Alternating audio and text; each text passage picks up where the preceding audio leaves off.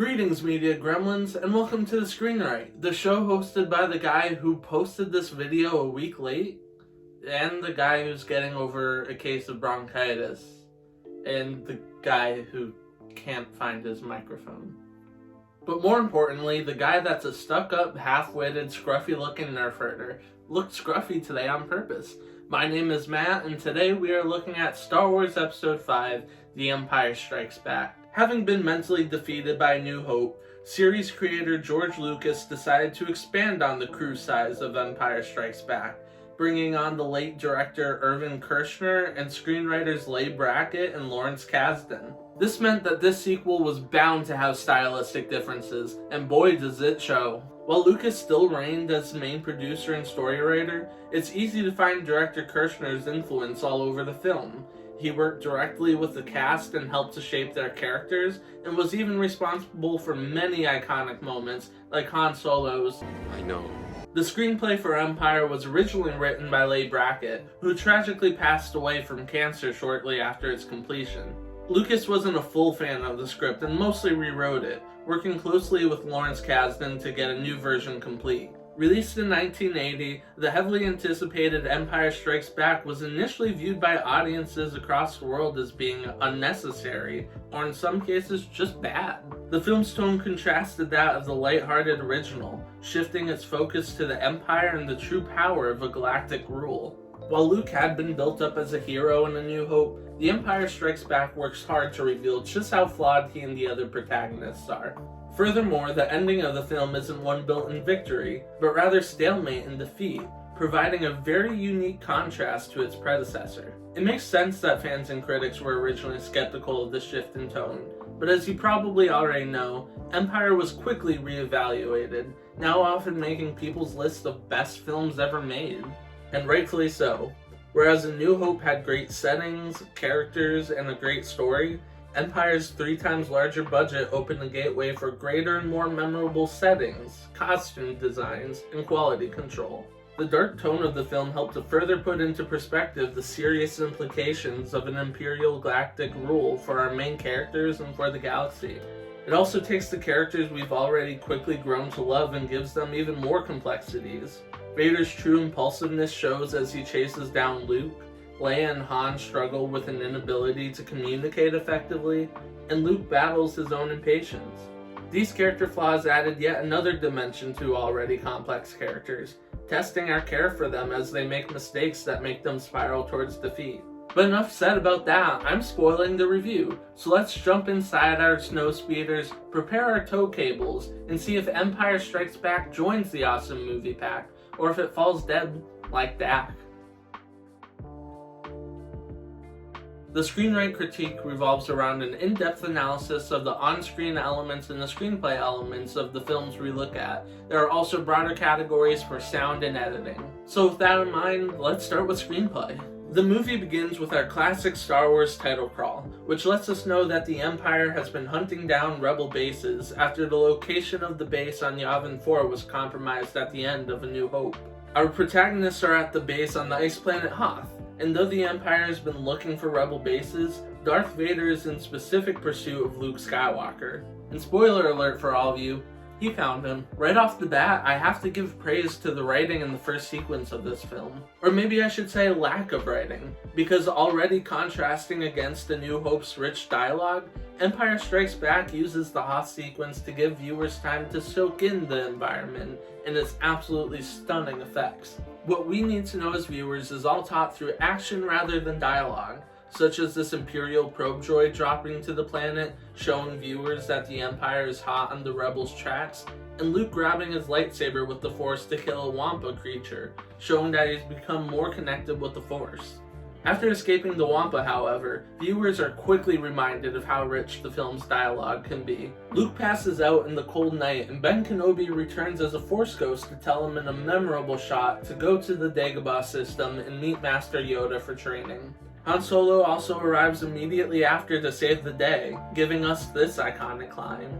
I thought they smelled bad on the outside. It's a brief moment in the franchise that has always stuck out with me because of how fast the tone changes. exemplifying both the lightheartedness and the seriousness that this franchise is meant to portray. Back at the base, what? Another female character? What's your name, girl? Hello? Hello? Well, at least we have a female background character. Speaking of female characters, the badass Princess Leia Organa is still here and killing it as always. The Hoth sequence begins her storyline with Han, and Chewbacca and C-3PO. Whereas the love conflict was a minor plot point in A New Hope, Empire makes it clear from the get-go that this growing relationship between Han and Leia will be at the front and center of this film. We know this because once Luke recovers, Han begins taunting Leia about how she loves her. This taunting brings out yet another famous line, when Leia calls Han a cotton-headed ninny-muggins. No, get out of here, Will. I meant to say she calls him a stuck-up, half-witted, scruffy-looking nerve herder. Yeah, that's the one. She then gives Luke some tongue and leaves. And for those of you who think this tongue slip is gross because of some revelations in episode 6, don't. I guarantee you that this moment was planned before any of that was even thought of. The movie then takes a major turn after the Empire attacks the Rebel base, with Luke and R2 blasting off towards Dagobah, and Han, Leia, Chewie, and 3PO being chased by the Empire due to a broken hyperdrive on the Millennium Falcon. On Dagobah, Luke and R2 find a green greetings gremlin who will take them to Master Yoda. I love this sequence so much for multiple reasons, but primarily because of how Lucas and Kazdan are able to turn Luke's own ambitions against him so perfectly. Whereas Luke's ambitions in A New Hope generated his strength to take on the Empire, his ambitions in Empire Strikes Back deflate any sense of patience he may have. At the end of the day, it's revealed that the green greetings gremlin is actually Jedi Master Yoda himself. Seeing Luke's inability to remain patient was almost enough to make Yoda refuse to train him, and even though he did wind up training him, Luke never did learn.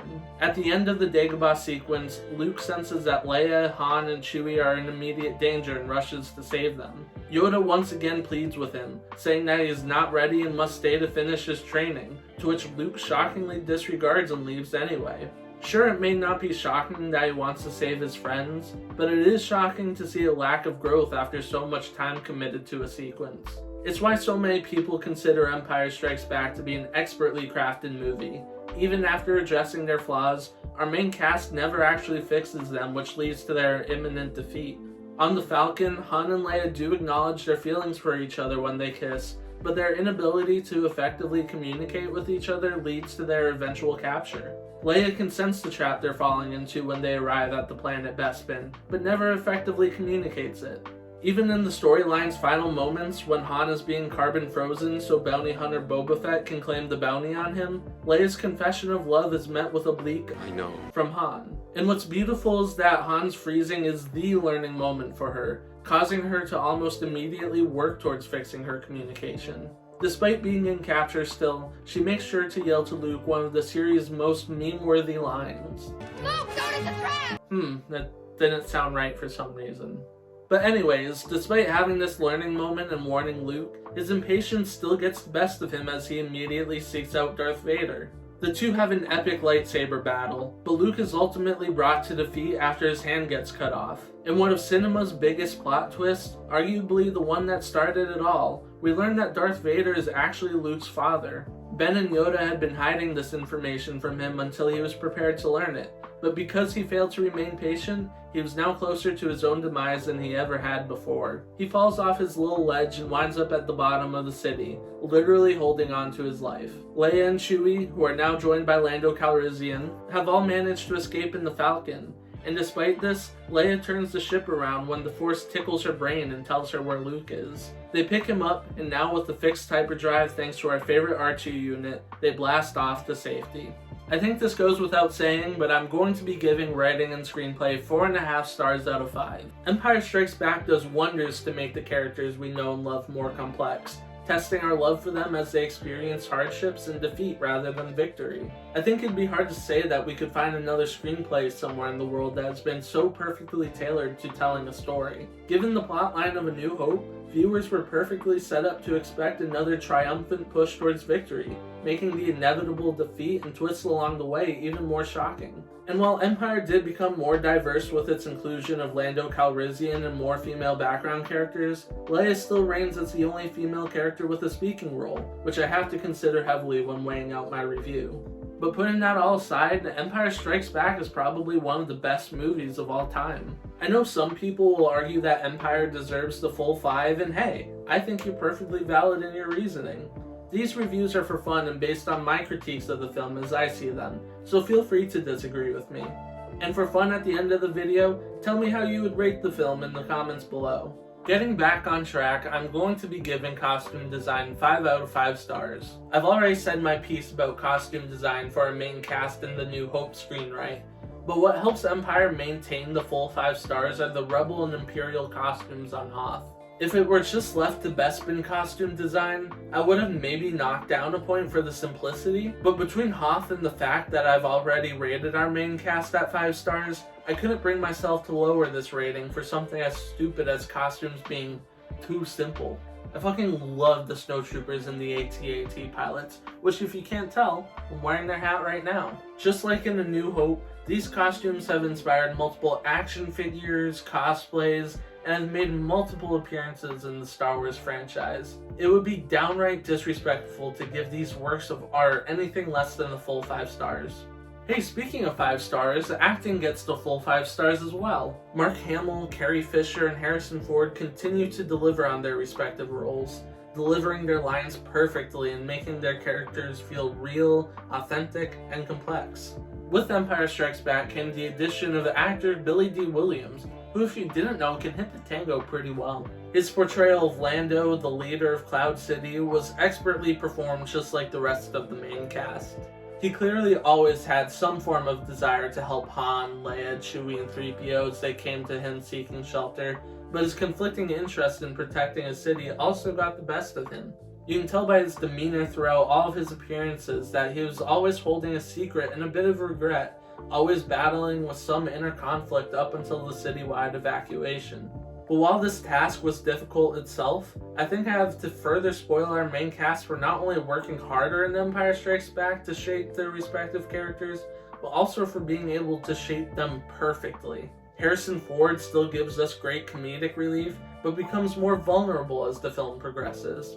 True to Han Solo's character, Ford made sure to hide emotion in most of his dialogue, prioritizing the group's safety and well-being over his romantic feelings. But even though he may have been attempting to hide his feelings for Leia, they still showed at multiple moments, like the kiss on the Falcon. Even in the infamous, I know. We know what Han truly means to say, even if it isn't said out loud. Carrie Fisher also dominates her performance as Leia, but for a different reason than A New Hope. Just like Han, Leia became much more vulnerable. Her badassery was set aside to favor a more frustrated and conflicted character, which was shown expertly through the various shifts in tone. At one moment she was yelling at Han, the next kissing him, and the next getting very quiet. It was a much needed change in order for Fisher to show Leia's struggles with communicating her emotions effectively, and to make her more complex. But in my honest opinion, I believe that Luke's character growth, or lack thereof, in Empire Strikes Back was written the best, and Mark Hamill certainly delivered. Luke was always curious in A New Hope, so it only makes sense that his flaws in Empire are rooted in a lack of patience. Hamill makes sure to never let go of Luke's eagerness and curiosity, especially in Dagobah and Bespin City. The way he holds himself shows a confidence in his abilities that really shouldn't exist, and I really love that added aspect. Hey, for all we know, maybe he could take on the whole Empire himself. Once again, I'm going to loop setting in with lighting, and also once again I'll give the full 5 stars. I know I was critical of the costume design in Bespin for its simplicity, but I think on the contrary, the simple setting and lighting for the city works fairly well. On the surface, the city has warm and welcoming colors, while at its core, the warm browns and whites become a pitch blackness, reinforcing the notion that evil is ready to run rampant even when we may not see it. This dark area literally being the roots of the city serves a great metaphor for the message that this film tries to convey. And sure, Bespin looks nice and all, but fuck that place. Let's talk about Hoth and Dagobah. I don't know if anyone has ever used an amplified biomes mod in Minecraft, but that's how each of these planets feel, and their uniqueness makes me wish we got to explore the areas more. Dagobah is a complete swamp planet, home to various creatures and dark lighting that oddly contrasts against the fact that it's the safest setting of the film. The setting was built entirely at Demize Studios in London, and for one shot in particular, built in George Lucas's own swimming pool. It's a weird setting and I don't know why I love it so much, but it just looks super cool. I am saving the best for last, however, because I fucking love Hoth. The crew actually filmed this whole sequence on a glacier in Norway, and holy shit, it's beautiful. In a lot of movies, colder climates are often meant to be representative of brutality, just like in the movie Wind River. But in Empire Strikes Back, it's different. It's stunning. It's gorgeous. It's awe-striking. I just love the landscape too. I'll never forget taking in the setting as a child, playing it countlessly on Star Wars Battlefront.